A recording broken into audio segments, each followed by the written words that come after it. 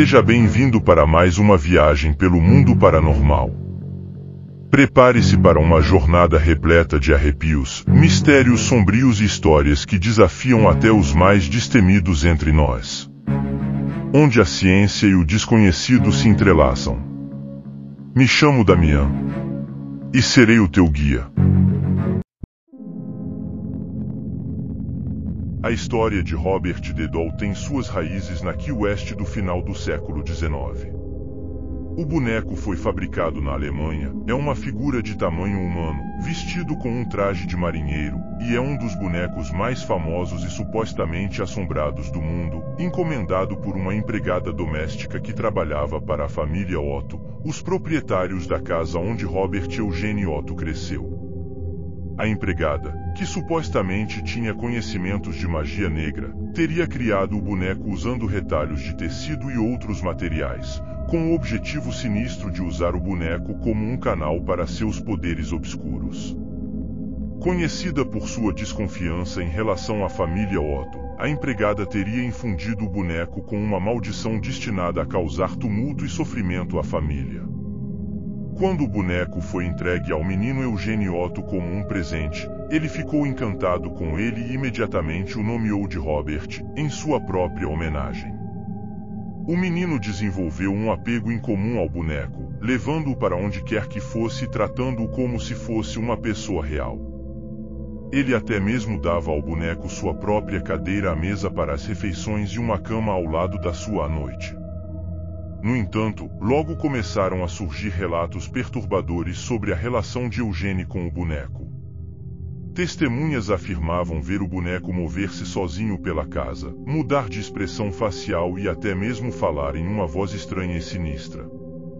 Os pais de Eugene ficaram cada vez mais preocupados com o comportamento estranho do filho e com os eventos inexplicáveis que pareciam estar ligados à presença do boneco. Eles logo começaram a testemunhar outros fenômenos sobrenaturais, alegando que muitas vezes ouviam seu filho no andar de cima falando com o boneco antes de ouvir uma voz diferente responder. Também houve relatos do som de uma risada estranha, e os visitantes avistaram o boneco correndo pelas escadas. Apesar desses relatos assustadores, Robert continuou a viver com Eugene, eventualmente. Quando Eugene cresceu fora de sua fase de boneco, Robert foi guardado em um porta-malas no sótão, mas as crianças na rua alegaram que viram Robert olhando para elas da janela do sótão. À medida que Eugene crescia, seu apego ao boneco não diminuía, e ele levava Robert para onde quer que fosse, inclusive após se mudar para sua própria casa após o falecimento de seus pais. Disse que a presença de Robert de Dole continuou a causar tumulto e desconforto onde quer que fosse, com visitantes relatando avistamentos do boneco se movendo ou mesmo rindo de maneira assustadora. Após a morte de Eugene Otto em 1974, a casa onde ele viveu com Robert de Dole foi vendida, e o boneco acabou sendo doado ao Museu Fort East Martello, em Key West. Desde então, o boneco tem sido mantido em exibição no museu, onde atrai a atenção de curiosos e entusiastas do sobrenatural do mundo todo. Muitos visitantes relatam sentir uma presença estranha e perturbadora ao redor do boneco, e há inúmeras histórias de pessoas que zombaram dele ou desrespeitaram de alguma forma e subsequentemente sofreram má sorte ou infortúnios inexplicáveis. Esses relatos alimentam a crença de que Robert de Dole está amaldiçoado e que sua presença está ligada a eventos sobrenaturais e negativos.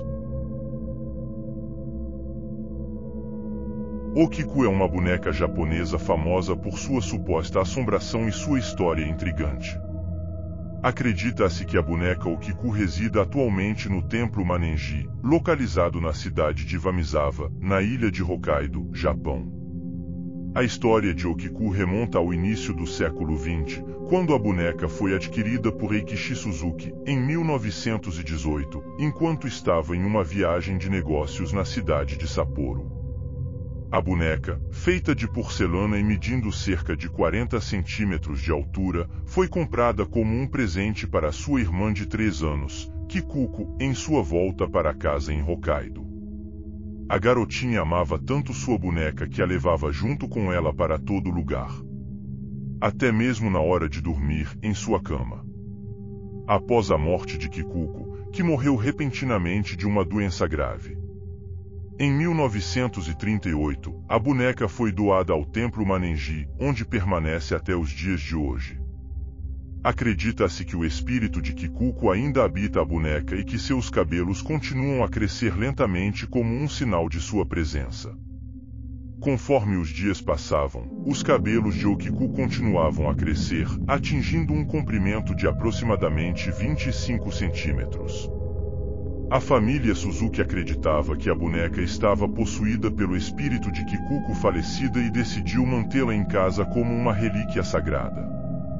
Hoje, Okiku é mantida em exibição dentro de uma caixa de vidro no Templo Manenji, onde atrai a atenção de visitantes curiosos e entusiastas do sobrenatural.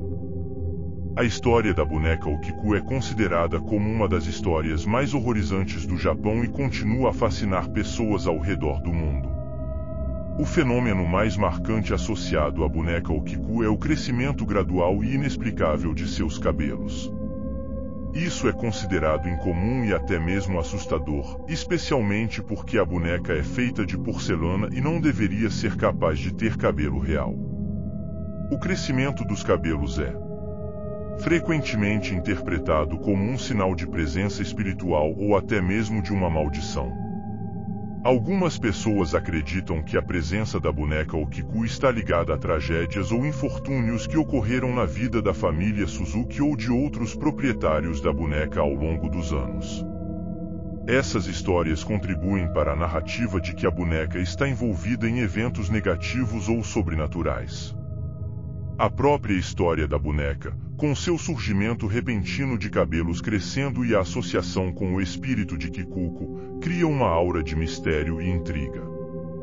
A ideia de que a boneca pode estar possuída ou amaldiçoada é reforçada pela narrativa de sua origem e dos eventos estranhos que a cercam. Ao longo do tempo, a história da boneca Okiku se tornou uma parte do folclore japonês e inspirou várias lendas urbanas. Essas histórias, muitas vezes transmitidas de boca em boca, alimentam a crença na suposta maldição da boneca e contribuem para sua reputação como um objeto sobrenatural. O espelho escuro, atualmente reside dentro do Museu Itinerante do Paranormal e Oculto, e só isso já é suficiente para saber que ele merece um lugar na lista de hoje. O museu recebeu este espelho do proprietário que o havia comprado de uma feira psíquica. Acredita-se que este espelho foi criado em algum momento por volta dos anos 1820 ou 30, e é realmente muito bonito de se olhar, apesar das coisas sinistras que aparece. O proprietário que o deu ao museu explicou que todas as vezes que olhavam para o espelho, viam extremamente coisas perturbadoras ao olhar para o reflexo. O museu disse que desde que quando eles adicionaram o espelho à sua coleção, houve convidados que também relataram o mesmo tipo de coisas.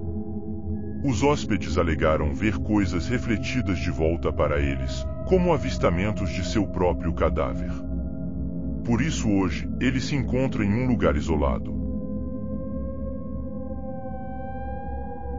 A série de 27 telas pintadas pelo italiano Giovanni Bragolin, denominada Quadros das Crianças Chorando, foi um enorme sucesso na Europa dos anos 50. O pintor ficou famoso entre as décadas de 1970 e 1980, com seus quadros se espalhando ao redor do mundo. Entretanto, algo macabro envolvia essas obras. As pinturas mostravam crianças pobres, com belas feições e lágrimas nos olhos. Geralmente olhando para frente, elas pareciam demonstrar uma espécie de terror mudo e constante através das pinceladas feitas a óleo. Entretanto, em julho de 1985, o jornal britânico The Sun citou o quadro em uma matéria sobre um incêndio residencial no norte da Inglaterra, afirmando que o único objeto da casa intacto era uma tela de crianças chorando. Após isso, um bombeiro local declarou a público ter presenciado vários incêndios nos quais apenas os referidos quadros restavam. E segundo a polícia, cerca de 50 incêndios relacionados às figuras ocorreram desde 1973. Com o passar dos meses, leitores desesperados começaram a enviar suas cópias dos quadros para o The Sun, que organizou uma grande fogueira para queimá-los. E uma explicação foi dada: o sucesso das obras seria fruto de um pacto feito por Bragorin. Uma outra história, que se espalhou fortemente pelo Brasil, foi a da existência de imagens ocultas nas pinturas. Segundo os conspiradores, o que parecia o pescoço de uma garota na verdade era uma mão que a enforcava, e o suposto cachecol de um garoto retratado era na verdade a boca de um monstro que o estava engolindo. Essa tomou proporções que duram até hoje. Ao adentrar o Museu Thiers, no Reino Unido, um objeto em particular atrai a atenção dos visitantes. Uma cadeira antiga está pendurada no teto, ao invés de ficar no chão como qualquer outra peça em exposição. O motivo por trás disso é ainda mais bizarro do que se poderia imaginar. O objeto foi amaldiçoado por um assassino no início do século XVIII e, supostamente, quem se sentar nela está com a morte traçada. A reputação da cadeira amaldiçoada causou tanto medo quanto curiosidade nos moradores da região. A história oral conta que foram mais de 60 vítimas que se sentaram no item e morreram repentinamente. Acredita-se que a primeira vítima tenha sido a de um limpador de chaminés, em 1894. Em uma noite qualquer, o homem sentou-se na cadeira e bebeu na pousada, que teve seu nome trocado para Busby Sotopim. Do dia seguinte, foi encontrado morto, perto do local que Busby fora enforcado. A polícia pensou que era um caso de suicídio, mas o amigo, que acompanhava o trabalhador em sua última noite, admitiu que era o culpado pela morte. Durante a Segunda Guerra, o lugar se tornou popular entre os soldados. Uma das brincadeiras entre eles era desafiar um ao outro a se sentar da cadeira maldita. Quem aceitava morria nas missões ou em acidentes ainda mais macabros. Como foi o caso de 2 aviadores que se sentaram no objeto, sobreviveram à guerra, mas morreram em uma batida de carro.